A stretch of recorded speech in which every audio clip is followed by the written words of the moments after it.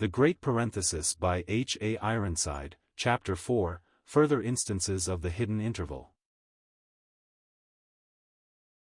It is not alone in one or two outstanding passages that we find the evidence of the hidden interval between the rejection of Christ and his second advent, but when once we have recognized the break between the 69th and 70th weeks in the time prophecy of Daniel 9, we discern the same thing in passage after passage.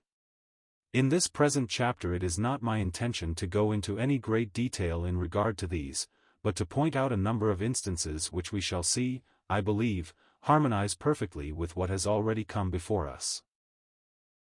Let us look again at the book of Daniel itself. Throughout that book a period is brought before us called the time of the end, or the latter times. When we once get the key to the meaning of this in chapter 9, then everything dovetails perfectly with what is there brought before us. In chapters 2 and 7 we have marvelous visions giving us outlines of the entire period which our Lord designated as the times of the Gentiles. This expression covers all the years during which Israel and Palestine are under Gentile domination. The Lord said, "Jerusalem shall be trodden down of the Gentiles, until the times of the Gentiles be fulfilled." The expression, trodden down, does not necessarily imply rigorous rule or persecution, but simply that the Gentiles will be in the place of authority. This began with Nebuchadnezzar, and will continue until our Lord returns in triumph and the kingdoms of this world become the kingdom of our God and his Christ. In Daniel 2 we have the times of the Gentiles, represented by a great, heroic, human figure composed of gold, silver, brass, iron and clay. The four great world empires, three of which had passed away before Christ came, and the last of which was then in existence, are clearly Babylon, the head of gold, Media-Persia, the breast and arms of silver, Greco-Macedonia, the body and thighs of brass, and Rome, the legs of iron. The last condition, however, of the times of the Gentiles, is symbolized by the feet with 10 toes, part of iron and part of miry clay or brittle pottery. It is very evident that this last condition has not yet been fully developed.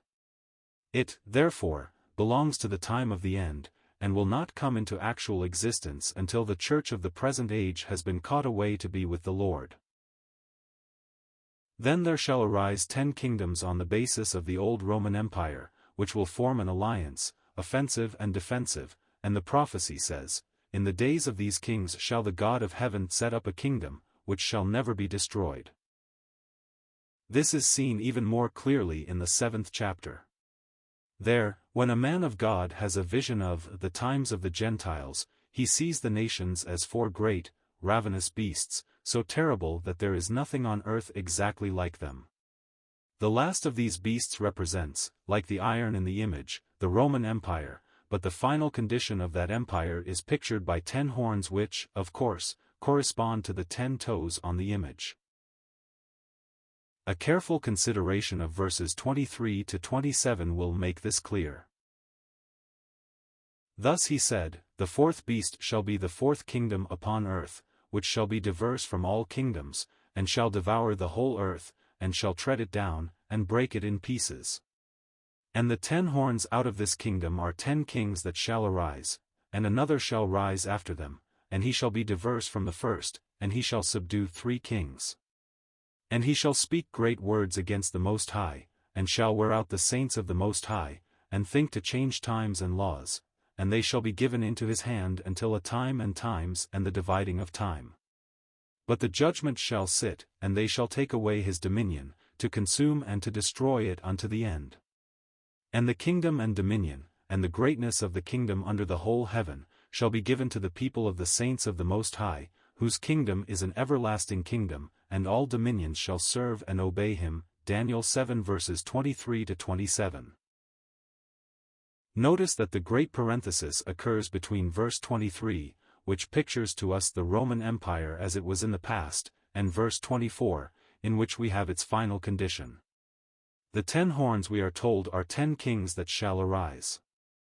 I will not go into detail here as to the conflict among the kings, resulting in the subjugation of 3 and the coming to the front of one who will have international authority and think to change times and laws, but I would simply emphasize the fact that this is in full accord with what we find elsewhere in Scripture, as to the manifestation of the last great Gentile ruler who will defy God himself and seek to destroy everything that is of God in the earth, but when the judgment falls, his dominion will be taken away, and then the long-promised kingdom of righteousness will be set up under the whole heaven and shall be given to the people of the saints of the Most High.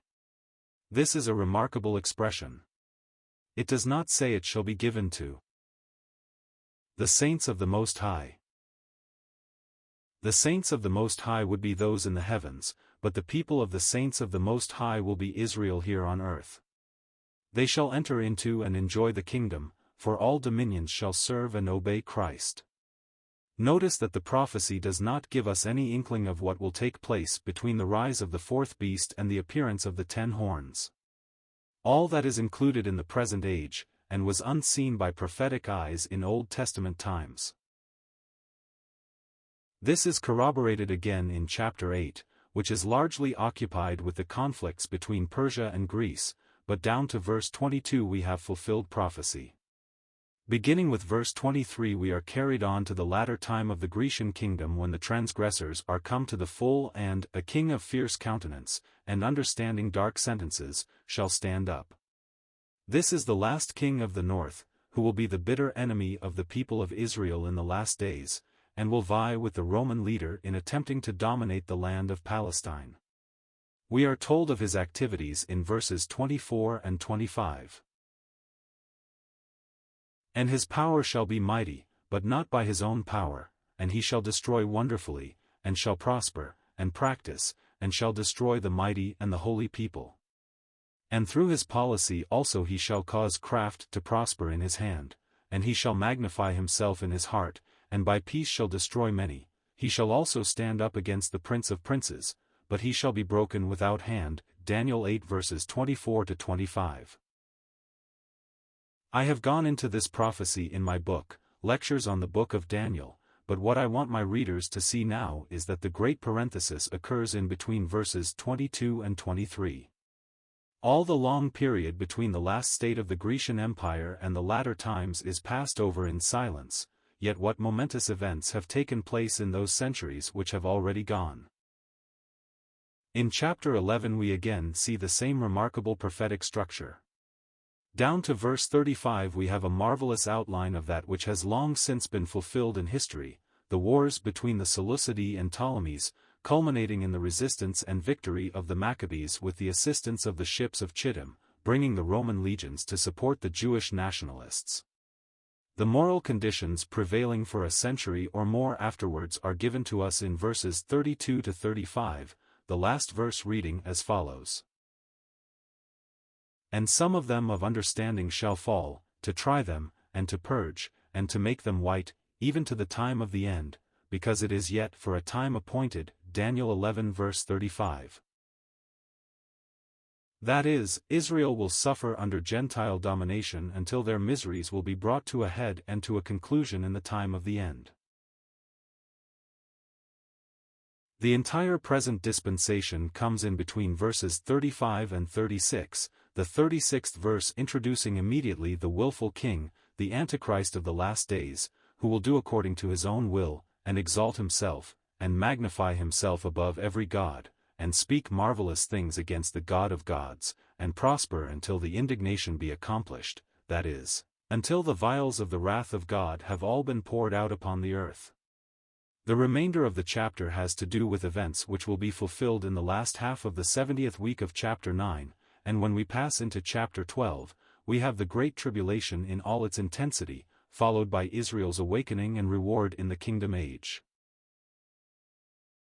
The book of Hosea contains moral instruction for the people of Israel designed to awaken them to a recognition of their sad departure from God, so that in the main it does not deal with future events.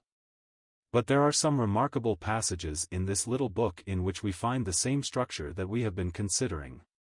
In the earlier verses of chapter 3 we have Jehovah's love for Israel and her unfaithfulness.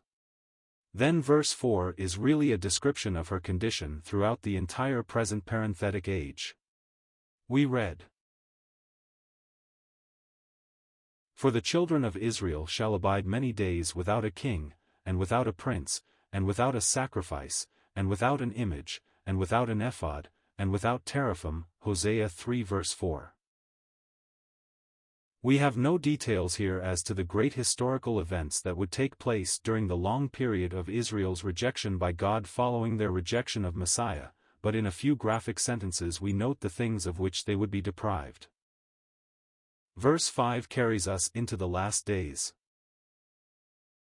Afterward, that is, after the long parenthetic period during which they are wandering among the nations, shall the children of Israel return, and seek the Lord their God, and David their king, and shall fear the Lord and his goodness in the latter days. Hosea 3 verse 5.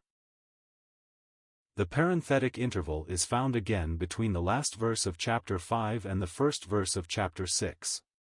In verse 15 of chapter 5 we hear Messiah himself speaking, after his own people have refused to recognize him. He says, "I will go and return to my place, till they acknowledge their offense, and seek my face. In their affliction they will seek me early." Hosea 5 verse 15. The first part of this verse was fulfilled literally when the Lord Jesus ascended to heaven. There he has taken his place at the Father's right hand, and he waits until Israel will be brought to recognize their sins and to call upon him in repentance. But nearly 2,000 years have passed since our Lord returned to the Father's house. Meantime Israel remains an unbelieving generation, as the Lord himself predicted they would, but as soon as the present interval has passed and the Church of God has been caught up to be with the Lord, they themselves will begin to fulfill the opening verses of chapter 6. "Come, and let us return unto the Lord, for he hath torn, and he will heal us, he hath smitten, and he will bind us up. After 2 days will he revive us, in the third day he will raise us up, and we shall live in his sight.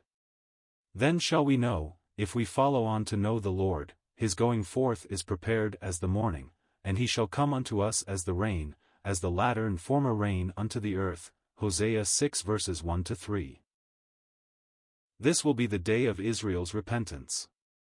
If we remember Peter's words that 1 day is with the Lord as 1,000 years and 1,000 years as 1 day, there may be something more significant in the expressions used in verse 2 than some of us have realized. I do not for a moment favor any date-setting system, and yet one may well raise the question as to whether the 2 days of that verse might not have reference to the 2,000 years of Israel's rejection, and the third day speak of the 1,000 years of Christ's reign in righteousness. When we turn to the book of Psalms, we find many similar passages setting forth in juxtaposition the sufferings of Christ and the glories that shall follow. To attempt to point them all out would mean to write a book on the Messianic Psalms, but I would draw attention here to several of them, and the thoughtful reader who searches the Scriptures in dependence upon the Spirit of God will have no difficulty in finding many more. Psalm 22 has well been called the Psalm of the Cross or the Psalm of the Sin Offering.